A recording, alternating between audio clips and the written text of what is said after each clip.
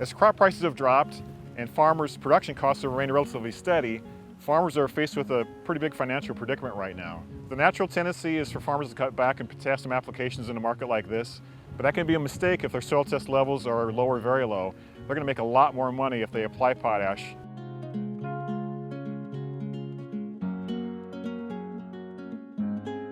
My name's Smidt. I've been a certified crop advisor for almost 30 years. I work with farmers in north central and northeast Iowa on about 40,000 acres. I don't sell fertilizer. I'm not a dealer.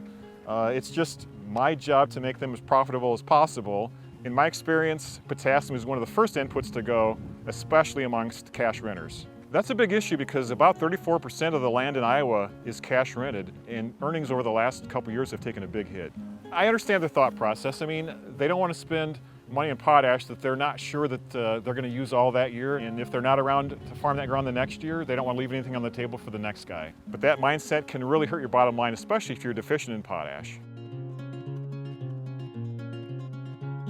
To give you an example, I have a farmer that I work with near Green who cash rented a farm for the first time in 2015. We soil sampled it in the fall of 2014, and his fields all tested low or very low in potassium. We had a visit afterwards. The farmer did not want to spend any extra money in potassium. I said, you really have to put on potassium in this situation. You're going to get a big yield increase. He had 180 acres of corn. We estimated that he had probably about 170 bushel yield if he didn't put potassium on. We thought that if he put 120 units of potassium on, that he could get maybe 220 to 225 bushels.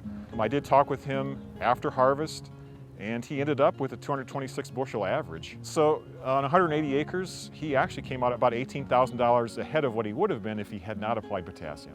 So even if you're a cash renter and only farm the ground 1 year, if your soil test levels are medium, low, or very low, that potassium investment is huge, even just for 1 year. I would say that it's an investment, not an expense. You've got to put the bucks out there, put the potassium on, because if potassium is needed, it pays, and in some cases it pays a lot.